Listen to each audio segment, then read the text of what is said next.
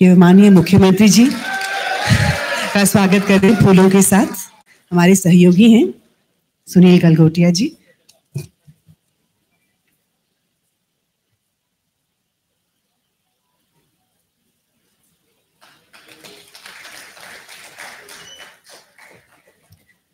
धन्यवाद सर। देवियों और सज्जनों, माननीय मुख्यमंत्री जी की अनुमति के साथ बस 1 मिनट का समय मैं लेना चाहूंगी।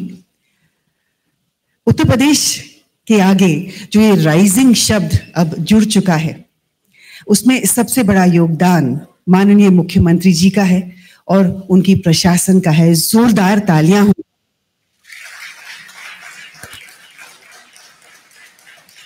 ये पूरा विश्वास है मुझे कि आगे चलकर उत्तर प्रदेश एक बहुत बड़ा योगदान देने वाला है भारत के स्वर्णिम युग का सपना सच करने में और भारत को विकसित राष्ट्र की पदवी दिलाने में। जोरदार तालियां हो जाएं एक बार फिर से।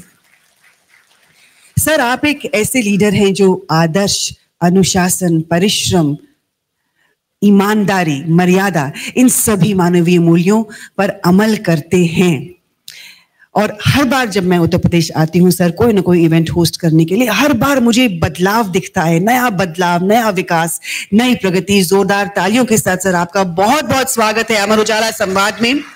आपसे सविनय निवेदन है सर कि आप अमर उजाला संवाद में अपने विचारों को व्यक्त करें। The keynote address, ladies and gentleman, by the honourable chief minister of Uttar Pradesh Shri Yogi Adityanath ji. Amar Ujala संवाद कि आज के इस कार्यक्रम में एमडी अमर उजाला ग्रुप श्री तन्मय माहेश्वरी जी, अध्यक्ष Shri Varun Maheshwari ji, national editor doctor Indushekhar Pachauli ji और स्थानीय संपादक श्री विजय त्रिपाठी जी, अमर उजाला संपादकीय मंडल से जुड़े हुए सभी सम्मानित सदस्यगण,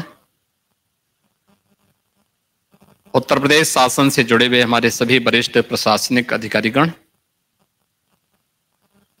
उपस्थित सभी महानुभाव, अमर उजाला परिवार को अमृत काल की इस बेला में संवाद के इस आयोजन में मैं प्रदेश सरकार की ओर से और प्रदेशवासियों की ओर से हृदय से बधाई देता हूं। एक शानदार पारी के लिए हृदय से अभिनंदन भी करता हूं और भविष्य की अपनी शुभकामनाएं भी देता हूं। हम सब जानते हैं कि लोकतंत्र में मीडिया की अपनी एक सशक्त भूमिका है। उसके अलग अलग स्वरूप हो सकते हैं, प्रिंट हो सकता है, विजुअल हो सकता है, और अब सोशल और डिजिटल मीडिया ने भी कहीं ना कहीं व्यवस्था को प्रभावित किया है। उन स्थितियों में प्रिंट मीडिया की भूमिका को आज भी किसी भी स्थिति में हम कमतर करके आंकने, क्योंकि सबके अपने अपने ग्रुप हैं, अपना अपना एक समूह है, प्रशंसकों का अपना एक समूह है और वे लोग उसी के अनुरूप, अपनी रुचि के अनुरूप उस प्रकार के मीडिया ग्रुप के साथ जुड़े हुए हैं। सरकार की जब हम बात करते हैं, लोकतंत्र की बात करते हैं, तो केवल सत्ताधारी दल ही इसमें सहभागी नहीं होता है। उतनी बड़ी भूमिका और उतनी जिम्मेदारियां विपक्ष की भी होती हैं, उनको चुनने वाले आम जनमानस की भी होती है, और उस पूरी व्यवस्था को सशक्त बनाने के लिए जो योगदान अलग अलग संस्थाओं का होना चाहिए, उसमें न्यायपालिका की अपनी भूमिका है, इसमें मीडिया की अपनी भूमिका है। तो स्वाभाविक रूप से अगर हर एक स्तंभ मजबूत होगा तो लोकतंत्र उतना ही सबल और सशक्त भी होगा। और इस देश से 75 वर्ष के अपने कार्यकाल की उपलब्धियों के साथ साथ स्वर्णिम शताब्दी वर्ष की भावी कार्य योजना के साथ अमर उजाला परिवार आगे बढ़ रहा है। इसके लिए मैं उन्हें हृदय से शुभकामनाएं देता हूं। राइजिंग यूपी,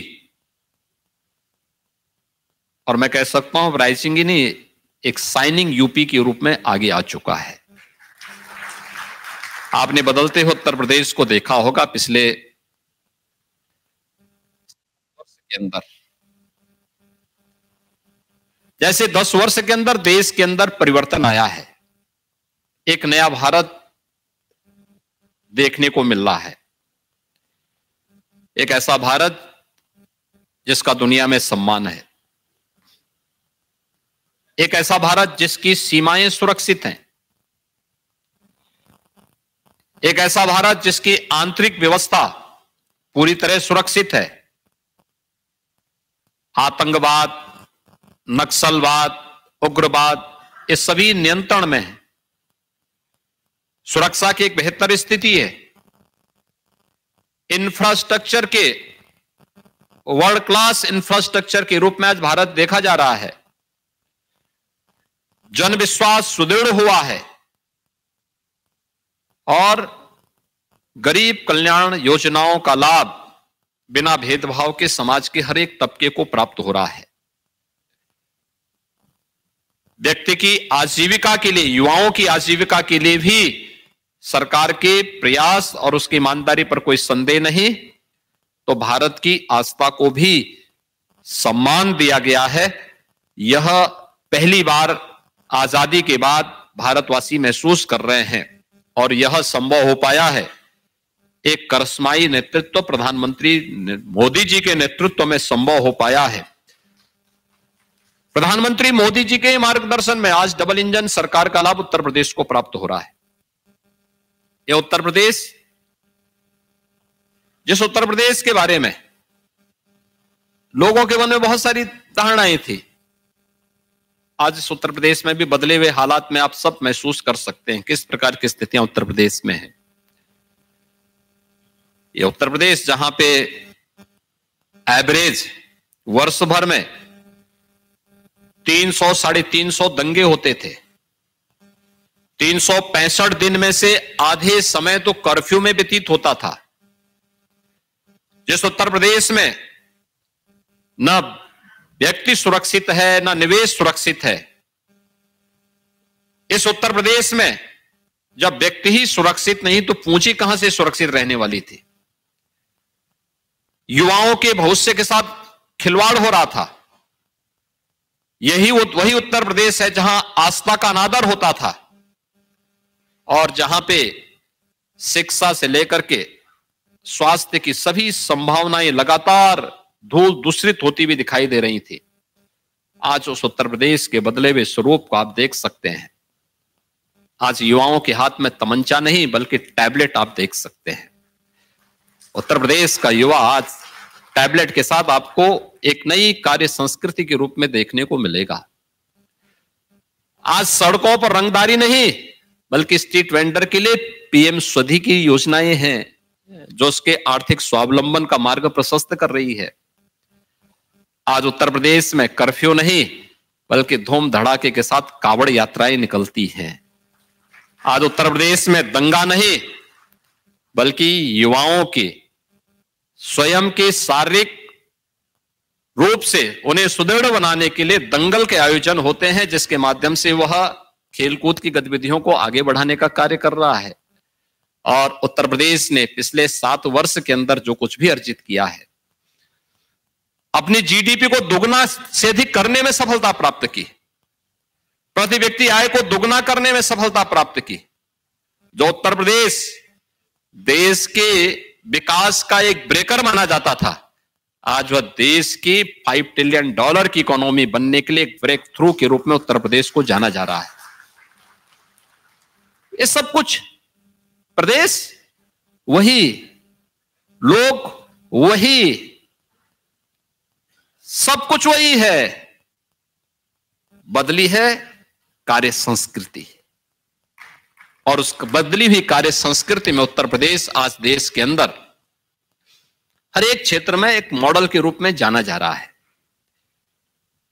अभी आपने देखा होगा उत्तर प्रदेश में पहले निवेश नहीं होता था और जो था भी वह भी समेट करके भाग रहे थे। आज आप देख रहे होंगे अभी 19 फरवरी को आदरणीय प्रधानमंत्री जी का इसी प्रदेश की राजधानी लखनऊ में आगमन हुआ। मुझे याद है जब पहला ग्राउंड ब्रेकिंग सेरेमनी के आयोजन की बात यहां उत्तर प्रदेश के अंदर हुई थी, उससे पहले हम लोगों ने इन्वेस्टर समिट के आयोजन की बात की थी। तो उस समय के हमारे जो औद्योगिक विकास के मंत्री थे वह और उस समय के औद्योगिक विकास के जो आयुक्त थे दोनों मेरे पास आए। ये दोनों आज भी महत्वपूर्ण पदों पर हैं, अलग अलग स्थानों पर। एक हमारे प्रदेश के स्पीकर हैं, एक चुनाव आयुक्त के रूप में अपनी सेवाएं देश को दे रहे हैं। ये दोनों मेरे पास आए। मैंने कहा उत्तर प्रदेश में हम नौजवानों को नौकरी तो देंगे लेकिन हमें निवेश को भी आमंत्रित करना चाहिए। विकास की गति को अगर यहां के स्केल और स्किल के साथ हमें स्पीड भी बढ़ानी है तो इसमें ये चीजें आवश्यक हैं। तो उस समय उन्होंने कहा कि साहब हाँ ये होना चाहिए, हम भी चाहते हैं। तो मैंने कहा कोई टारगेट तय किया? तो उस समय उन्होंने कहा हाँ साहब हम लोग चाहते हैं कि यूपी के अंदर निवेश हो। तो मैंने कहा टारगेट क्या? उन्होंने कहा 20,000 करोड़। और मैंने कहा नाम क्या है? कहा ग्लोबल इन्वेस्टर समिट। पहले मैंने कहा नाम चेंज कर दो, इसका नाम केवल इन्वेस्टर समिट रखो, ग्लोबल शब्द हटा दो। दोस्तों टारगेट थोड़ा बड़ा रखो। तो उन्होंने कहा कितना?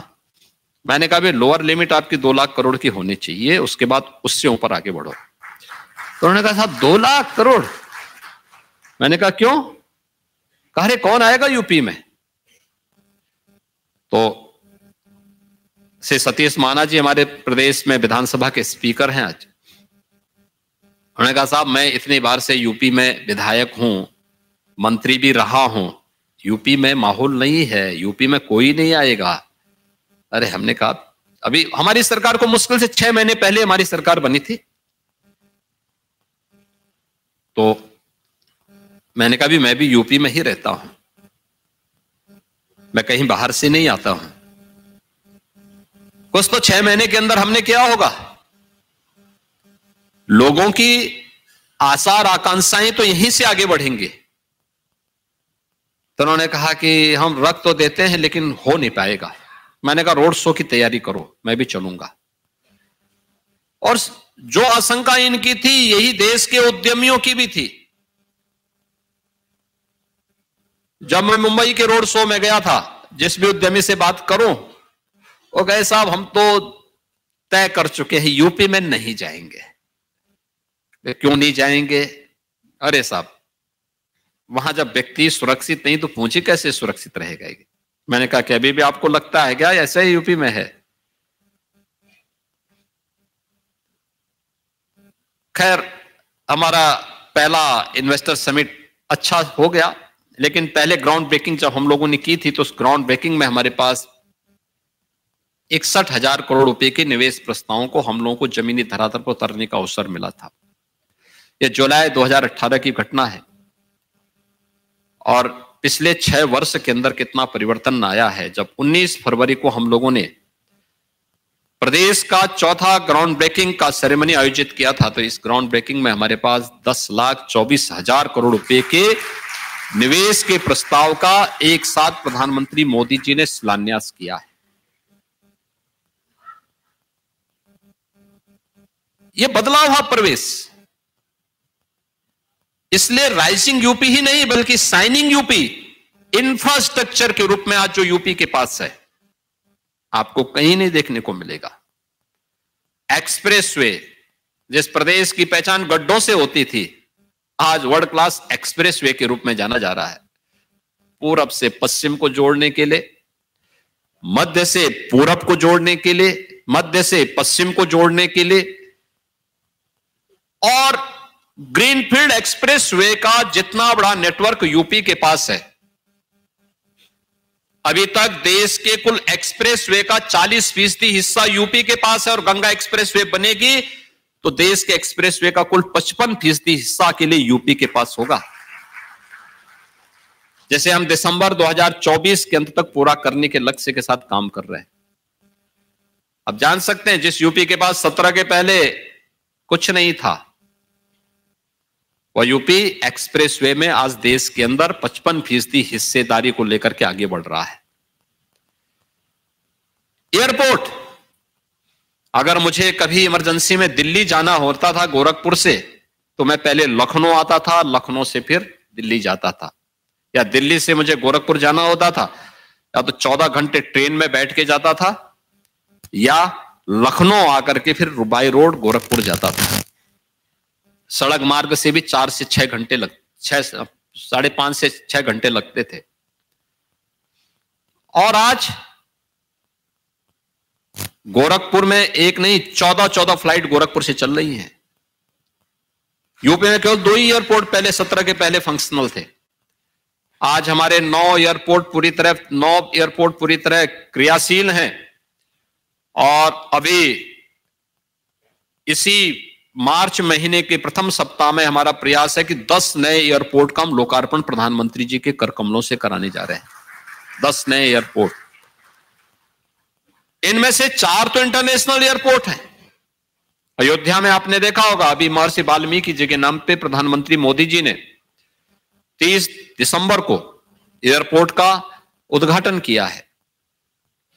कुशीनगर में इंटरनेशनल एयरपोर्ट, और एशिया का सबसे बड़ा एयरपोर्ट जेवर भी हम लोग इसी वर्ष उसको क्रियाशील करने वाले हैं। यानी यही वही उत्तर प्रदेश है। इनलैंड वाटरवे, पहले लैंडलॉक्ड स्टेट कहा जाता था, आज हमारे पास जलमार्ग है, सदा नीरा नदियां हैं।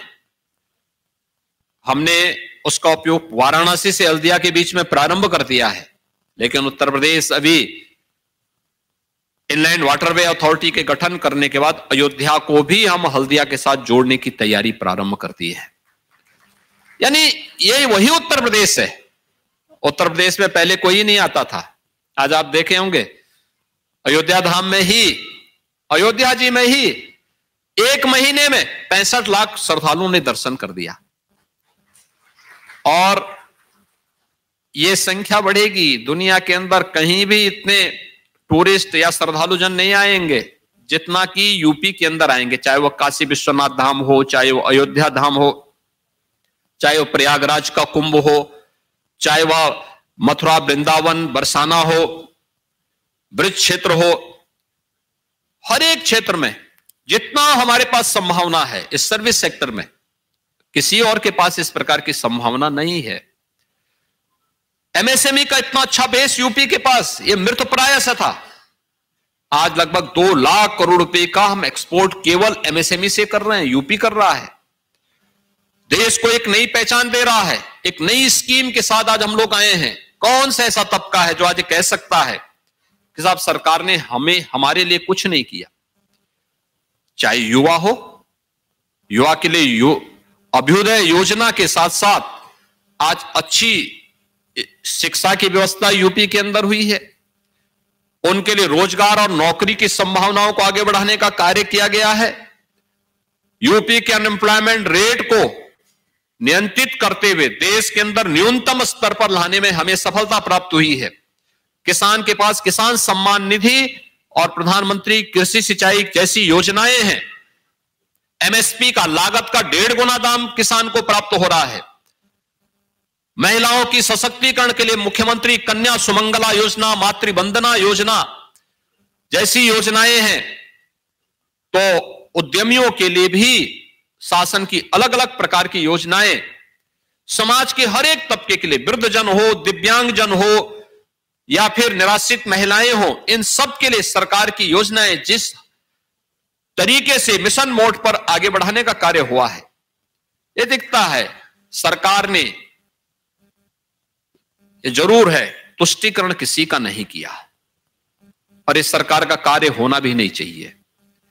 सरकार किसी की तुष्टि ना करे लेकिन सर्व समाज की संतुष्टि जरूर करे और इस सरकार का कार्य होना चाहिए। समाज के अंतिम पायदान पर बैठे हुए व्यक्ति की संतुष्टि हमारा लक्ष्य होना चाहिए। किसी व्यक्ति, किसी जाति, किसी मत और मजहब की तुष्टि नहीं। और यही लोकतंत्र की सच्ची भावना है। उसी भावना को सम्मान देते हुए जब प्रदेश ने कार्य किया, आज परिणाम हम सबके सामने है। आज उत्तर प्रदेश दमदार तरीके से कह सकता है कि हां, हम भी भारत की इकोनॉमी में अपना योगदान करेंगे। हम भारत के इकोनॉमी के ग्रोथ इंजन बनने की सामर्थ्य रखते हैं और उस इंजन की भूमिका के रूप में आज उत्तर प्रदेश अपने आप को प्रस्तुत कर रहा है। और उसी कारण से आज मैं कह सकता हूं कि अब राइजिंग के साथ साथ शाइनिंग के रूप में सारे दृश्य हम सबके सामने देखने को मिल रहे हैं। पब्लिक की संतुष्टि उसका आधार है, कॉमन मैन की संतुष्टि उसका आधार है।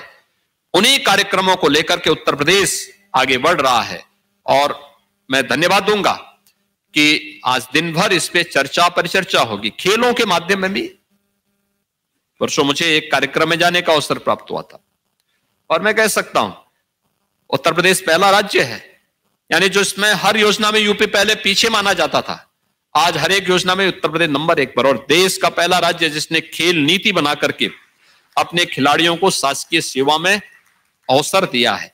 8 तो हम राजपत्रित अधिकारी डिप्टी एसपी के सीधे नियुक्ति की प्रक्रिया, 6 डिप्टी एसपी बन चुके हैं, शेष अन्य को सीधे नियुक्ति दे रहे हैं। जो गोल्ड मेडल ओलंपिक में, एशियन गेम्स में लेकर जो मेडल लेकर के आए हैं उन्हें सीधे नियुक्ति हमने दी है। और 500 से अधिक खिलाड़ियों को हम लोगों ने अलग अलग विभागों में एक प्रक्रिया का पालन करते हुए उन्हें नियुक्ति दी है, जिससे उसे एक मंच मिल सके, आगे बढ़ने का एक अवसर मिल सके। 2 करोड़ युवाओं को हम टैबलेट और स्मार्टफोन से तकनीकी दृष्टि से सक्षम बनाने का काम कर रहे हैं। प्रदेश के अंदर युवाओं को किसी भी प्रतियोगी परीक्षा के लिए, अखिल भारतीय स्तर की हो या राज्य स्तर की, इसके लिए अभ्युदय कोचिंग का एक मंच हमने, प्लेटफॉर्म उन्हें उपलब्ध कराया है, जहां के माध्यम से वो ऑनलाइन या फिर वर्चुअली या फिजिकली जाकर के उसकी तैयारी कर सकता है। समाज तकनीक का उपयोग करते हुए प्रत्येक नागरिक के जीवन में व्यापक परिवर्तन करने का कार्य सरकार ने किया है और तेजी के साथ देश की बढ़ती हुई अर्थव्यवस्था, 2017 में जब हम लोग आए थे, देश की 6ठी अर्थव्यवस्था यूपी की थी। हर एक मामले में यूपी पीछे था, ईज ऑफ डूइंग बिजनेस में 14वें स्थान पर था। आज UP ease of doing business में देश के अंदर पहले 2 ही वर्ष में हम लोगों ने यूपी को नंबर 2 के स्थान पर पहुंचाया था। आज देश के अंदर अचीवर स्टेट के रूप में यूपी आज देश के अंदर जाना जा रहा है। अर्थव्यवस्था में जो 6ठी अर्थव्यवस्था थी, जनसंख्या में हम नंबर 1 थे, लेकिन अर्थव्यवस्था में 6ठी थी। आज मैं कह सकता हूं यूपी देश की नंबर 2 की अर्थव्यवस्था है और यूपी की अर्थव्यवस्था आने वाले समय में देश को अपनी भूमिका के साथ आगे बढ़ाने में योगदान अवश्य करेगा। इस दिशा से अमर उजाला आगामी 25 वर्ष की अपनी एक व्यापक कार्य योजना को लेकर के अपने संवाद कार्यक्रम के माध्यम से आया है और मीडिया की विश्वसनीयता उसके न्यूज से होता है। समय समय पर पब्लिक से मिले हुए व्यूज को भी अगर वह स्थान दे, बहुत अच्छे आर्टिकल आते हैं। समाज के अलग अलग तबके से जुड़े हुए लोग जब अपनी बातों को समाज के सामने प्रस्तुत करते हैं तो समाज का भी मार्गदर्शन होता है, समाज के व्यूज शासन तक पहुंचते हैं, उसको हम सुझाव के रूप में लेते हैं। ऐसा नहीं कि कोई न्यूज है और न्यूज अगर सही है, और ऐसा हो ही नहीं सकता कि कोई संवेदनशील सरकार उसको नजरअंदाज कर ले। सरकार उसका संज्ञान लेती है और ठीक है, प्रोपेगेंडा नहीं होता है लेकिन उसका संज्ञान जरूर लेती है, लेकिन न्यूज की सत्यता होनी चाहिए। और क्योंकि वह एक माध्यम है समाज को, समाज की भावनाओं को शासन तक पहुंचाने का।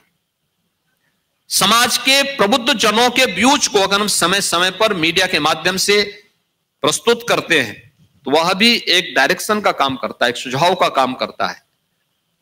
बदली हुई परिस्थिति में मीडिया अपनी इस भूमिका के रूप में और मजबूती के साथ कार्य कर सके और यह संकल्प हमारा होना चाहिए जो प्रधानमंत्री मोदी जी ने हम देशवासियों के सामने दिया है। 2047 जब इस देश की आजादी के 100 वर्ष पूरे होंगे, उस समय कैसा भारत हमें चाहिए, और उस समय मुझे लगता है कि तब अमर उजाला के लिए भी एक अवसर होगा। तब अमर उजाला परिवार भी अपने आप को एक कह सकता है कि उस समय 98-99 वर्ष अमर उजाला परिवार की स्थापना के भी हो रहे होंगे। उस समय अमर उजाला को भी इस बात को तय करना चाहिए कि कैसा मीडिया का प्लेटफॉर्म होना चाहिए। क्या क्या चुनौतियां उनके सामने है। आज तो प्रिंट के साथ साथ विजुअल भी है, विजुअल के अलावा डिजिटल भी है और सोशल भी है। याद रखना, किसी एक फील्ड में कहीं कोई कोताही बरती कि दूसरा व्यक्ति स्थान लेने को तैयार खड़ा है, पहले से तैयार खड़ा है। क्योंकि अब तो अलग अलग रुचि के लोगों को हम देखते हैं कि अलग अलग वो है। बहुत सारे लोग ऐसे हैं जो पेपर पढ़े हुए मानते ही नहीं। बहुत सारे लोग ऐसे हैं जिन्होंने वर्षों से टेलीविजन नहीं खोला होगा, क्योंकि आज तो उनके पास स्मार्टफोन है। बहुत सारे लोग हैं जो डिजिटल मीडिया को ही सहारा ले लेकर काम कर लेते हैं। बहुत सारे लोग अलग अलग सबके तरीके होते हैं। तो हमें उसी की अभिरुचि और उसकी उन भावनाओं को भी सम्मान देना पड़ेगा। साथ साथ समाज में अपनी इस भूमिका को, जो नागरिक कर्तव्य के रूप में, तो नागरिक कर्तव्य शासन में बैठे हुए लोगों की जिम्मेदारी तो है ही, लेकिन शासन के इतर भी समाज के हर तबके के लोगों की भी जिम्मेदारी नागरिक कर्तव्य के रूप में अपनी भूमिका के ईमानदारी पूर्वक निर्वहन में होनी चाहिए। अगर हम सब कर पाएंगे तो राष्ट्र के प्रति हमारी ये बड़ी सेवा होगी। मैं अमर उजाला परिवार को संवाद कार्यक्रम के अवसर पर और 75 वर्ष की एक शानदार सेवा के लिए हृदय से बधाई देता हूं, अभिनंदन करता हूं और अपनी शुभकामनाएं देता हूं कि आगामी 25 वर्ष की यात्रा आप सबके लिए मंगलमय हो। मेरी मंगलमय शुभकामनाएं हैं और अपनी सशक्त भूमिका के माध्यम से मीडिया के सामने आप एक रोल मॉडल बन सके, इसकी अपनी शुभकामनाएं देता हूं। धन्यवाद। जय हिंद। अगर आप ये वीडियो YouTube पर देख रहे हैं तो हमारे चैनल को सब्सक्राइब करें और बेल आइकन को दबाना ना भूलें। अगर आप Facebook पर ये वीडियो देख रहे हैं तो हमारे पेज को लाइक करें।